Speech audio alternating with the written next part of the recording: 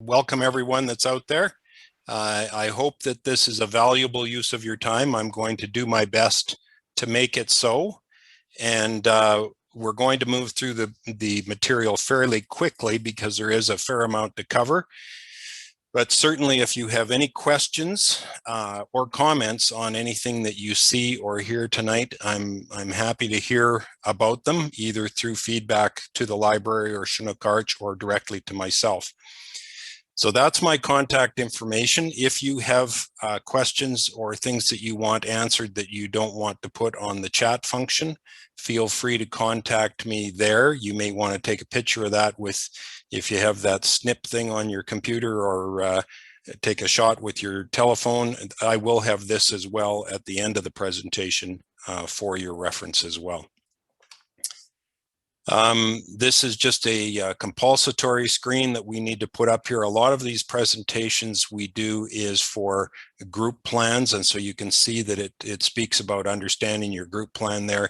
A lot of folks that are involved in large multinational group plans ask for some help in that regard. So this is your hour, and we have set aside an hour. If it does run on longer with your questions, I'm happy to stay as long as it takes, but we're very conscious of your time being valuable. You have a life to live, and we don't want to be keeping you past your allotted time. So just to help make the case for some of the things that we're going to talk about, we are going to throw a few statistics in here from time to time. So 85% of Canadians, according to a 2015 poll, said they were happy overall. I'm not sure how that would go today with the COVID around, but that's what it was then. But they cite that 45% of them have unhappiness due to debt. And that is probably a lot more prevalent today. Certainly in the work I've done in my practice, I've seen a lot of people struggle or afraid of hitting that wall, which is one of the reasons that Sam and I decided we should do this again now. So having a plan may help bring some peace of mind and increase those happiness levels, or if not happy, at least maybe comfort. So we're going to discuss tonight, among other things, if you ask the questions, types of debt, the dangers of borrowing too much, that it's your responsibility to educate yourself, how debt ratings work, and ways to reduce and avoid debt. So again, as of 2017, Statistics Canada said that for every dollar that people earned, they have $1.71 in debt, and that number continues to grow. And I would suggest to you that through COVID, it's even growing much more faster. So it becomes very, very imperative that we understand that, and that we try to better ourselves or our family to reduce that debt. Debt is kind of a fact of life in a lot of cases, but unmanageable debt, it does not need to be. So people are using debt as a financial lifeline. And again, this was made in 2019, this presentation. So some of the information is even more pertinent again today. So people are using debt as a financial lifeline to manage daily expenses. I'm sure you all know of folks, I certainly do, that run on lines of credit. And running on a line of credit is one of the first signs that you could be in trouble. For paying down loans, assuming education and housing costs, saving for retirement, and caring for aging parents. So those are all uses that people, among others, but those are probably the top 5 that people are using and engaging debt for. Debt needs will change and do change over time. And this is certainly not an all-inclusive list, but it kind of gives you a little bit of an idea of where you should be, or where your family members should be at certain periods of time in their life. Again, there's never any hard and fast. So, you know, the 30 can flow into the 30 to 40 and vice versa, and so on and so forth. But again, as we see, normally under 30, there's a lot of student debt, a lot of debt to get to the point where you're going to begin your career. Not everybody has student debt, and then you're into lines of mortgages and lines of credit and mortgages, and then home renovations to fix up that first time home, and then you're worried about kids' education and RSP catch-ups. And then hopefully, if everything goes well and your health stays and the plan is working, you're looking at vacation homes and ensuring your debt is paid down. That's the plan. Best laid plans can sometimes go sideways and life gets in the way, thus 2020. But in any event, Canadian retirees in debt.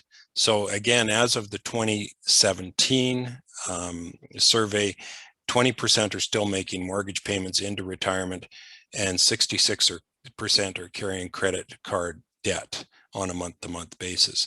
I would suggest to you that both of those numbers are higher than that.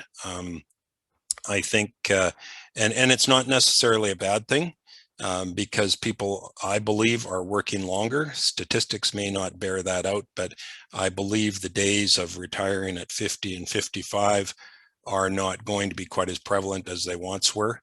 And I know in my own case, though I may be well able to retire now, I don't have hobbies. I have younger kids yet that I'm helping to put through university.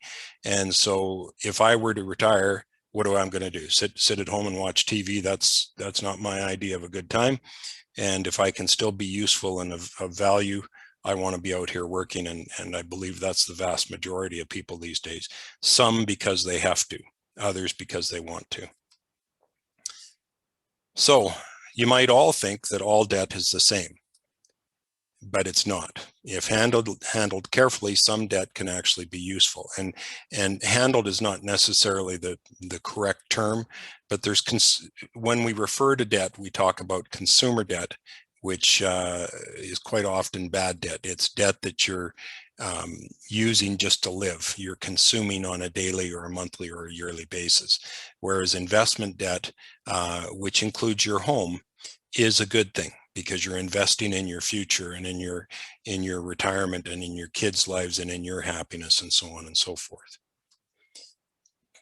So when borrowing sometimes makes sense, and I apologize if this sounds pretty elementary at this point in time, we kind of got to cover these points off to ensure, because I don't know the audience and to what level they may or may not understand these things.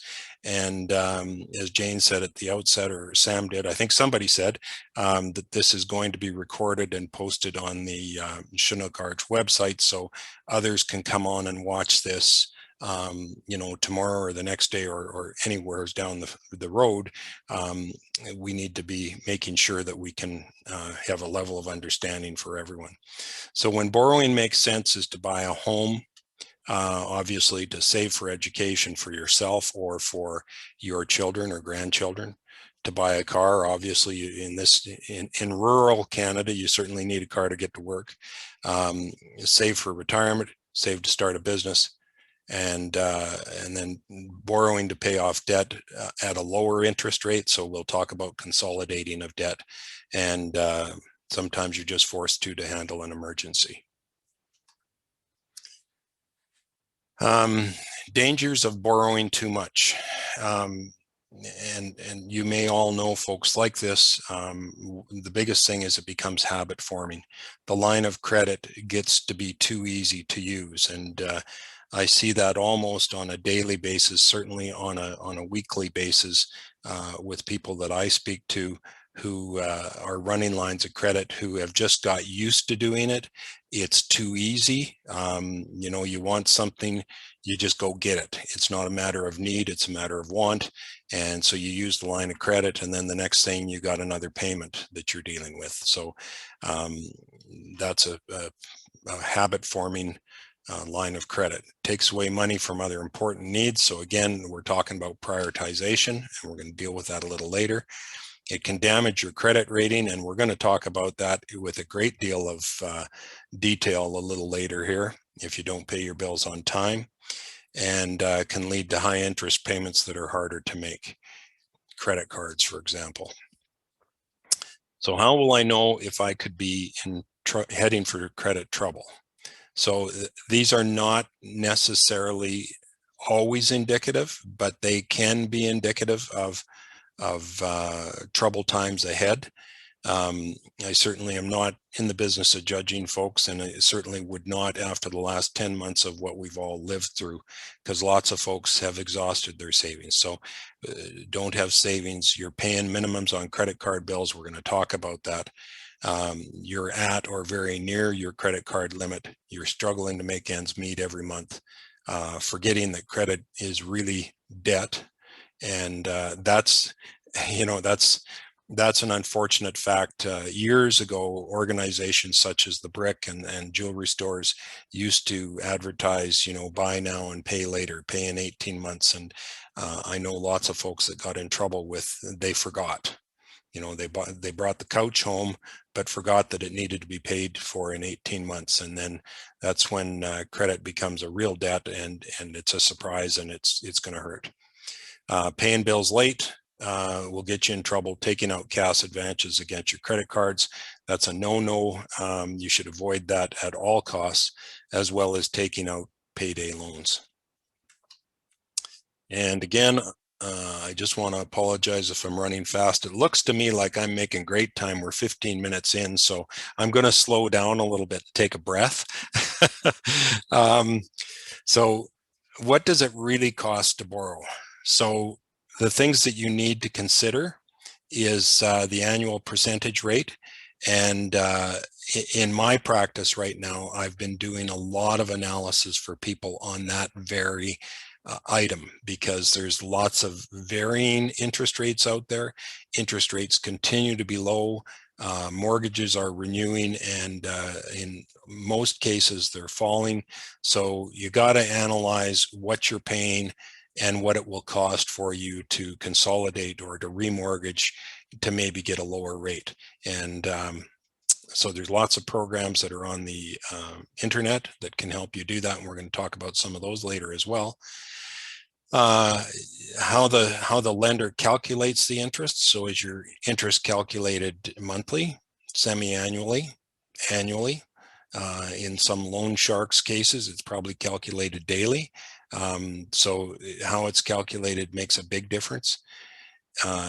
Understanding interest on mortgages and other loans versus interest on credit cards. You're going to hear me badmouth carrying balances on credit cards through this whole presentation. That's the biggest wrong that you could make. And if you're in that position and you need help and you can't figure it out, then for sure take note of my contact information, or I'll give you some others here through the process of this presentation, and get some help on that, because that interest on credit cards is going to kill you. And the interest rate in the ad normally doesn't tell the full story. So you need to make sure before you step out and make purchases that you understand exactly what it's going to look like, what your obligations are, and how you can get out of it, and if you can get out of it sooner without huge penalties. So payday loans, there's not many of those, and I don't know where everybody's from, so you could be tuning in from Calgary on this call for all I know. But there would be payday loan organizations up there. There isn't many in downtown Pincher Creek or the Crow's Nest Pass or Fort Macleod that I'm aware of, but those are organizations where they will lend you money on a short-term basis, but it's usually at quite a cost. So as this ad indicates, the cost of the loan based on a $300 loan taken for 14 days, you can see borrowing from a line of credit based on the interest rates calculated in 2016, which I think was 6%, was $5.81 or $5.81. Overdraft protection on a bank account would cost you $7.19. Cash advance on a credit card would be $7.42, and a payday loan for that same amount for 14 days would cost you $63. Now, it may appear to be easier, but it's far from being cost effective, and you do that too often and it starts to add up. So that's why we're here today, is to hopefully begin or to enhance the education for yourself, to help you establish and set those debt limits for yourself, to factor your debt into your budget, to calculate the total cost of borrowing. And just at the very end of this presentation, we are going to deal with some budget items as well. So if that's what you've tuned in for, is one of my favorite topics of budgeting, then you're not going to be disappointed. Calculate the total cost of borrowing, understand the implications of missing or late or minimum payments, which will affect your credit rating, and recognize debt trouble signs. If you're having trouble sleeping, that's because you're worrying about debt. That'll be your first indication. So if you find yourself thinking about debt, you need to be doing something about it. So develop a personal credit limit. So ask yourself, what special living expenses do I have, or do I have any? We're going to talk about needs and wants here a little later. How much savings and unrelated credit do I have available for emergencies? Now, this could be an entirely different answer than it was 10 months ago. And I would suggest that, we've been living an emergency for 10 months and we're not done it yet for a while. So don't beat yourself up if you've eaten away your rainy day fund, because it's been raining for 10 months and you should have been using it if that's what it was there for. What percent of take-home pay is already committed to debt repayment? And that's very important when it comes to those wants again. And how stable are my income sources? And again, that's something that for a lot of people has changed in the last 10 months. So your debt to income ratio, and again, if you have a cell phone handy or you have that snip thing on your computer, you might want to take this one out to help you remember how to do it for yourself. So you take all your recurring debt, so just your recurring debt, your monthly payments, divided by your gross monthly income, equals your debt to income ratio. And this is just this is something that banks will look at to give you an idea, or give them an idea as to how good a risk you are, or a credit company. And they'll also look at debt to equity ratios. So all your recurring debt divided by your gross monthly income equals your debt to income ratio. And under 30% is excellent, they indicate.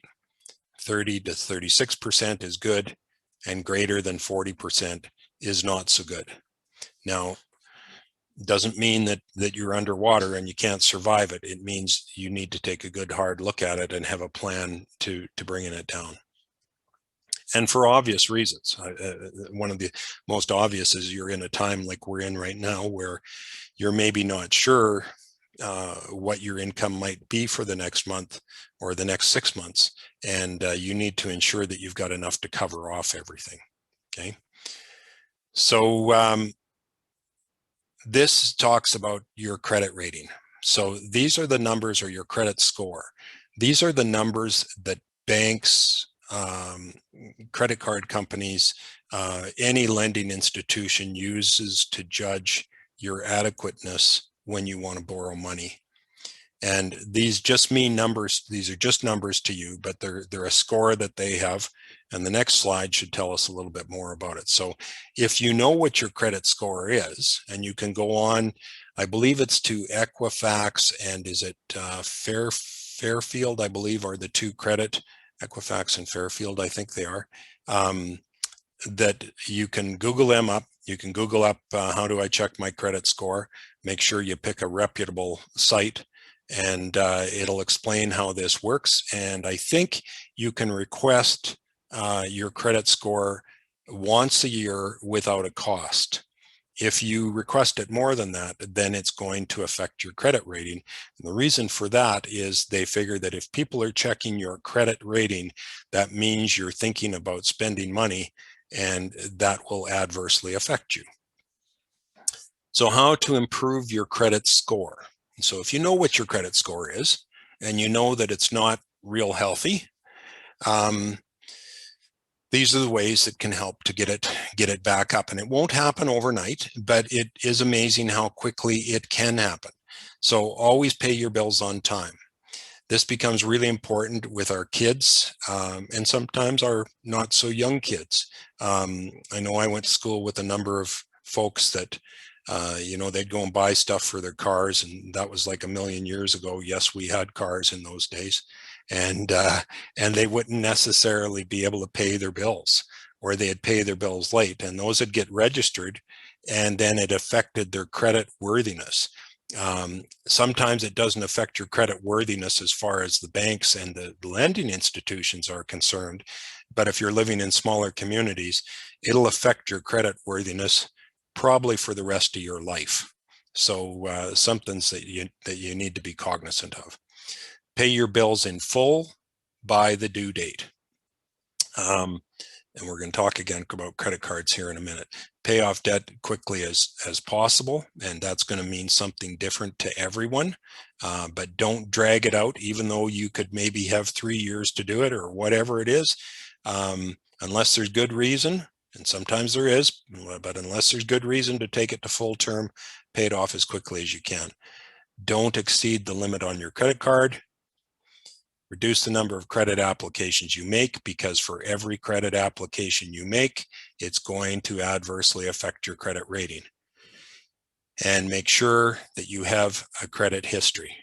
So you've probably heard in the news over the last number of years, it seems to be pretty prevalent, where some unscrupulous individuals have stole information from large companies, and they get your financial information. They could damage your credit rating in a real hurry. I know in our case, my wife has had her credit card compromised 3 times. And fortunately for us, my wife is an accountant, so she monitors it on a daily basis. And she caught it after the first day, the one time, and there was already $43,000 racked up on the credit card. And it was from as far away as Florida. And then there was a number of purchases made in Minnesota. And when we contacted the credit card company, they locked it down right away. We weren't on the hook for any of it, but if you're not aware of it, and your credit card company should call you when things like that happen. Now that 43,000 was a little extreme, but it could happen very slowly.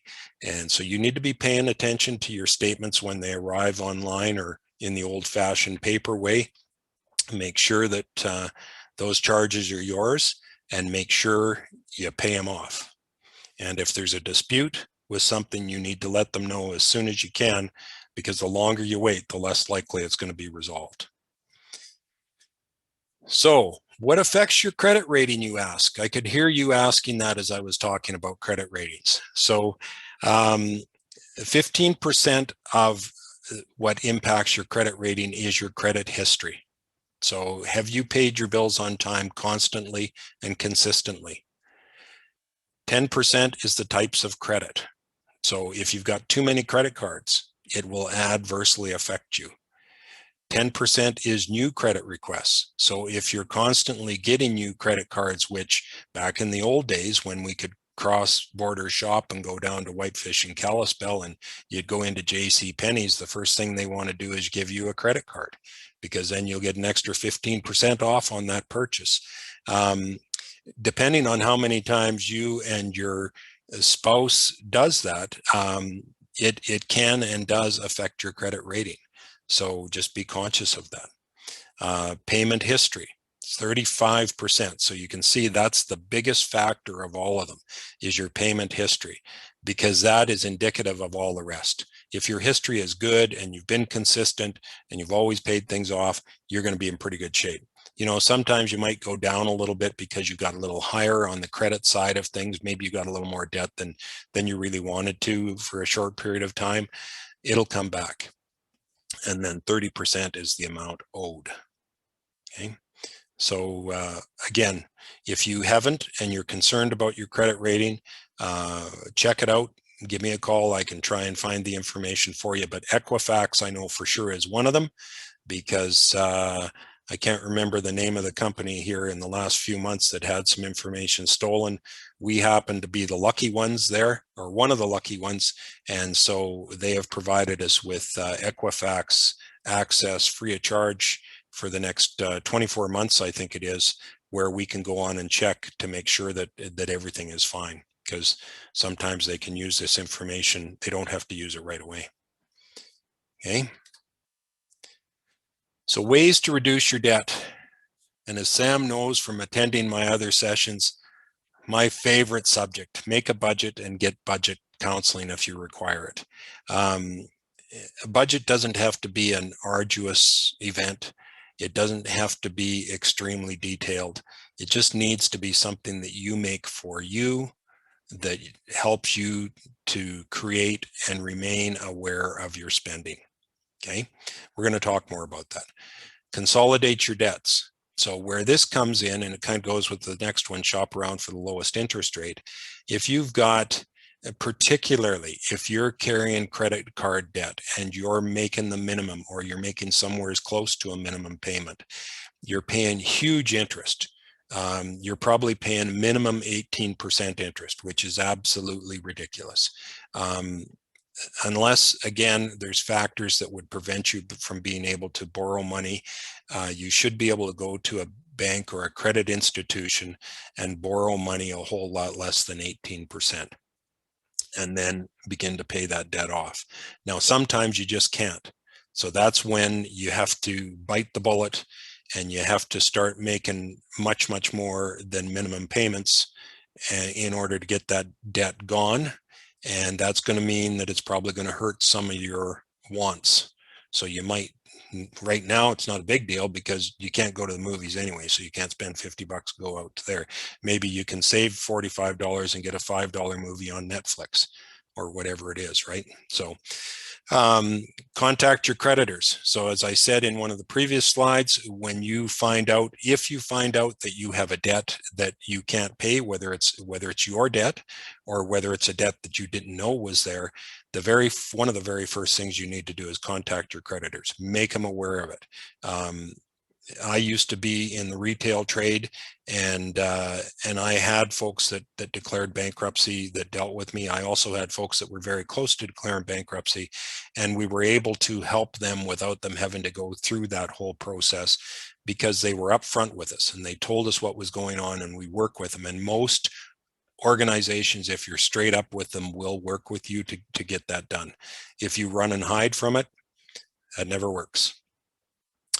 Close unused credit accounts so you aren't tempted to take on more debt. And that includes, maybe you don't take the full line of credit that the bank says you can have because you're such a great credit risk. If you know yourself well enough that you might want to spend a little more than you should, then don't take it. If they say you can have a $50,000 line of credit, refuse to take it. Maybe take a $10,000 line of credit, and then they cut you off at 10 or whatever it is.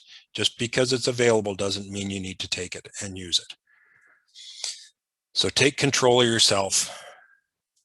Now I got to move this little window of pictures out of the way because I can't see what the decisions we make today affect how we live tomorrow. That's the trouble with Zoom. So here's for those of you that are internet savvy and like to have these apps on your phone or wherever you got them. Here's some apps for helping you to know how to budget, help you to budget with your money. And I honestly can't tell you I've ever used any of them. I've never even checked them out to see how good they are. But Sun Life is sanctioning them, so I have to assume that they're probably pretty good. And if you're not doing anything right now as far as tracking your money and budgeting, then this is certainly better than nothing. That much I will be assured of. So why is now a critical time to pay off credit card debt?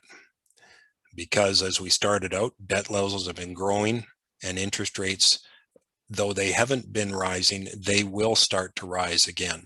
The Bank of Canada suggests that they're going to hold the rates until the end of 2023, which if we have a debt issue in a home or a business, means we've got an opportunity now where interest rates are low and will remain low for the next couple of years to try and get that under control. Come 2023, Who knows how fast they're going to start to go up, and we could spend a whole hour talking about that, but they will go up. They're not going to stay at an all-time low forever. So take advantage of these times, get your debt manageable down to a manageable point, get it paid off, consolidate it, do whatever you need to do to be able to bring these things together. So I don't need to harp anymore on the consequences. So this is kind of a rule of thumb. And again, with any rule of thumb, first of all, I guess I should say that, you know, for purposes of this demonstration, this presentation, I'm deemed to be an expert. And the definition of an expert is someone that's more than 30 miles from home, and he's a drip under pressure. So that I'm too close to home to be an expert, but for the purpose of this, I am. So this is one of the methods that you use. So you look at your monthly budget that you have, and minimum 50% should be set aside for your needs. That's the water, the gas, the groceries, the rent or the mortgage, whatever it is. The real needs, the things that you need if everything else stops that you cannot do without. 30% is the wants. And that's the area that you can manage the most. That's where, if we're going to reduce debt and those sorts of things, that's where it's going to come from. And then 20% should be your savings and debt repayment. But again, as I've said, if your debt right now is way beyond the 20%, then you're going to use some of that wants portion. And it's not easy to tell people face to face that they have to reduce their wants, but you need to have to want it bad enough to do it. So you need to determine where your money goes. And this one is one that normally attracts quite a bit of chat when we're in a face-to-face setting, but a daily coffee and muffin, that's $1,000 a year. I'm pretty sure $1,000 a year could be used somewhere else. I'm not saying you can't have a daily coffee and muffin, but maybe you can make your muffin at home and bring your coffee from home. Because 9 times out of 10, or a large percentage of the time, if you're stopping there for breakfast, you're probably picking up something else as well. So that's $1,000 a year just by those few dollars every morning. Buying lunch daily amounts to $2,600 a year. And dinner out once a week, $4,100 a year. So all those things would fall under the wants category. So when I showed you that 30% in the previous slide, you were probably thinking to yourself, well, you know, I'm not giving that up. Well, here's where some of it's fairly easy to give up. There's a little advertisement for the sunlife.ca/tools budget calculator. So you can go on the Sun Life website, and that'll help you out there as well. So what this shows you, what this slide is talking about, is how to get out of your monthly payments. Like, how do we begin to reduce this debt load? And it's not going to happen overnight. It's going to take some time to do it. So what this slide demonstrates is you've got a $5,000 loan. Excuse me, it's not COVID, I promise. You have a $5,000 loan. If you're making monthly payments of $150 a month, you're stretching that loan out here to 50 months.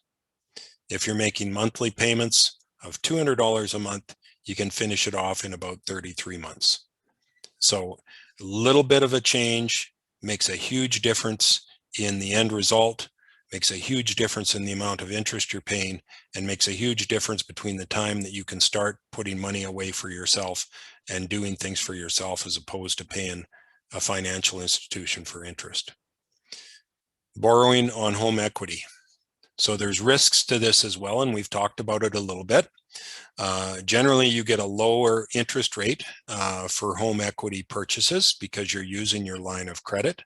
But sometimes you can get a little carried away with that. And again, then you have trouble making your regular payments and your home equity or line of credit payments as well, which you may then have to look at refinancing, a possibility of refinancing and consolidating debts, you know, borrowing any amount that you've prepaid, using a home equity line of credit or a second mortgage. So all of those, it can help to get you from a high interest rate credit card to a lower interest rate, but you need to ensure that you discipline yourself to continue to pay those off at as high a rate as possible. And again, myself and other organizations will have those debt calculators available. So if that's something that you need or want and you just don't know where to turn, then fire me an email, with the particulars, what you want to know, how much you've got in there. You don't even need to tell me who you are, and I'm happy to do the calculations and send you back the information. Just make sure you give me lots of information, because I can only give you as good an answer as the information I have. If all else fails, and let's hope you don't end up in a situation like this, so you can go with a consumer proposal. So that's the first step before bankruptcy. So that's where you meet normally with a bankruptcy trustee or someone like that. And they will go to your debtors and they'll say, okay, this is what's going to happen. Or this is what we would like to happen. Can we pay you this amount per month for this many years? You can do that yourself. Sometimes by this point in time, the individual's relationship is damaged with that retail business owner, and so they may not be amenable to talking to you. There may be some trust issues, but if you don't have those issues, then this should work for you. The second one would be bankruptcy. So you would contact a trustee in bankruptcy, and there's a couple of them here, I know, in Southern Alberta, that can explain that process to you. I'm not going to spend a lot of time on that. Orderly payment of debt. So that's only available in Alberta, Saskatchewan, and Nova Scotia. And it's similar to a consumer proposal. I don't really know much about it. Again, that would be if you need the information, I'll try and find it for you. But if you Google it up, I don't try to or pretend to be an authority on debt management or these sorts of things. There's people that is their business. So I give you a general idea, and then it'll be up to you to take the ball and run with it. Again, some things that we've talked about, avoiding debt, so avoid impulse purchases. And if you have a plan and you have a budget, you're probably that's going to assist you with doing this. Separate your needs and wants. Again, that's what a budget is going to do for you. Set savings goals and pay cash for purchases. That's a tough one. Any goals that you set are going to have to be a little bit movable as far as savings go, because life does get in the way. And I know lots of people that like to use credit cards to get the points, to get air miles so that they can go and do things. So there's nothing wrong with using a credit card. I'm not going to sit here and suggest that you use cash for everything, but you need to be aware of it. You need to manage it just like you do cash. The same with a debit card. That's one of my favorite Apple boxes. Debit cards are I believe one of the worst things that have happened to society, is because you used to write a check or you used to take cash out of your wallet and you actually knew it was gone. And when your wallet was empty, well, you didn't buy anything more that day. But with a debit card, you can just keep going and going and going and going until there's nothing left there. And then what happens about the rent? I can't tell you the number of horror stories I've heard about those sorts of things. So use your credit card wisely, use your debit card wisely, but track those purchases. And you should track them just like the old days when we used to have to write checks yes, I'm that old, that they had a little book that you reconciled. Every time you wrote a check, you wrote the check number on there and the amount that you spent, and you did your reconciliation right there, and you knew the balance you had to carry forward. You can do that with your debit cards too. Keep only 2 credit cards, and that should probably be a max, unless there's, again, a really good reason, and avoid excessive use of credit or line of credit. So here's some of the websites that are available to you. And again, in a few more slides, my contact information is going to come up. So if you don't get this information tonight and you want it, or you want to know more about it, you can go on the Chinook Arch website and you can review this again and get the information, or you can contact me via email or give me a call, whichever you like. So today we've covered the different types of debts, the dangers of borrowing too much, the importance of educating yourself, how credit ratings are going to affect you, and ways to reduce debt, including last resort options. Now we're going to go into the last few slides, which is going to talk about, it's just going to reiterate it and talk about budget a little bit more. So what you want to do tonight or tomorrow, but sometime very soon, if you've found this useful and you feel it may apply to you, is assess your current situation. Where am I right now? Am I healthy financially? How much money do you have available in a case of an emergency? Don't beat yourself up on that one, because we've been through an emergency and continue to be. Do you spend more than you earn? How much credit card debt do you have? Have you created financial goals for the future? Do you have a written budget? How much are you saving for retirement? Do you have enough insurance coverage? And do you know what your net worth is? Add to that, are you saving for education for yours or your children's? Do you have enough health insurance? So when we talk about insurance, it's not just fire insurance for your house. It's not just tenant insurance. It's not just car insurance. It's life insurance, because if you're the major breadwinner, you are the goose that laid the golden egg. And if something happens to you, you get COVID and fall over, we need to be able to cover that expense for a period of time. The same with health insurance. Okay, I'm going to get off my Apple box there. Create goals, short-term and long-term goals, and prioritize them. So short-term goals would be reflective of short-term, so an emergency fund, pay off a credit card debt or a student loan, build a fund for minor repairs and home improvements, save for travel, save for a wedding. Save, I'm going to add to this, even though it's over here, save for retirement, because too many people, I think, and I'm in the business of doing this with investing as well, is they borrow for our RSPs. I hate it. I counsel people as much as I can to not do it. I know some people have done it for years and they do it successfully, but it's another debt that you have to be concerned about. So I would suggest, in addition to building an emergency fund, maybe you pre-save for an RSP contribution if you want to make it this year, as opposed to going and getting a loan. Long-term would, of course, these guys say save for retirement, pay off your mortgage, start a business, save for your children's education. Again, you put that in the long-term goal and pretty soon it gets bumped off till the time your kid's 14, and now there's not a whole lot of time left to save. So you need to begin that in the short term. Choose a budgeting method, determine where your money goes, separate your needs and wants, and list your income and expenses. So that's where it begins. List your income and expenses. So here's your income. I'm not going to read all those. Your expenses are going to be some derivation of this. So mortgage and property tax or rent, utilities, you can budget those on a monthly basis, insurance, car payments, childcare, if that's one of them. You know better than I what they are. And then variable expenses, that'll be groceries, gas for your car, entertainment, and whatever else may have cropped up through this little COVID experience, because I'm sure there's additions and deletions as well. Number 4, act on your plan. So pay yourself first, build an emergency fund, pay off your debts, and save for the future.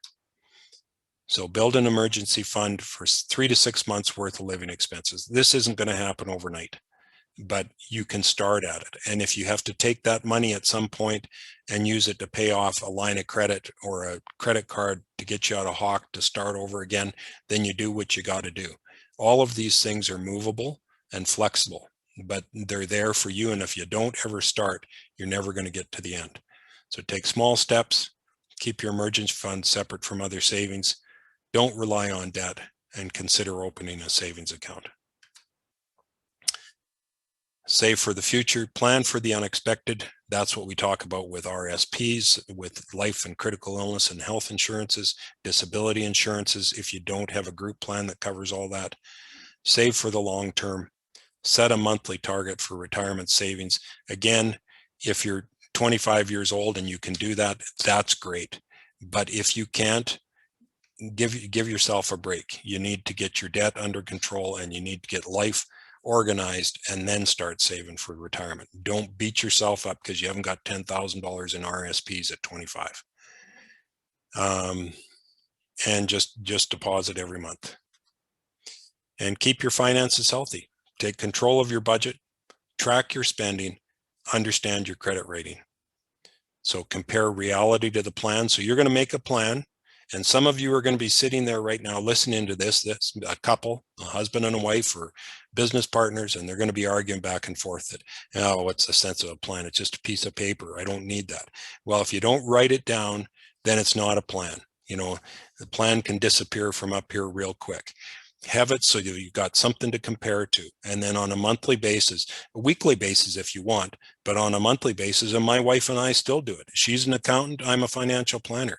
We review it at the end of every month so that we know what we've done, and we know that there's no surprises, and we know we're going to be okay. Doesn't have to take an hour, it can take just a couple minutes. Maintain a record of expenses and make adjustments as required. So make a plan, plan for change, reach your goals. I'm winding up. And says here, investors with advice accumulate 4 times more assets. That's another one of those studies. We like to think that's the case, and I think it is, because it helps to keep people responsible to themselves and in control. There's my contact information for you one more time. It is 6:51 by my clock. So we've got about 9 minutes that I'm more than happy to take questions. Sam will tell you that there is 5 more sessions of this on different subjects. And again, if you want more detail or you want to flush something out on a more personal basis, feel free to contact me. I'll do my very, very best for you.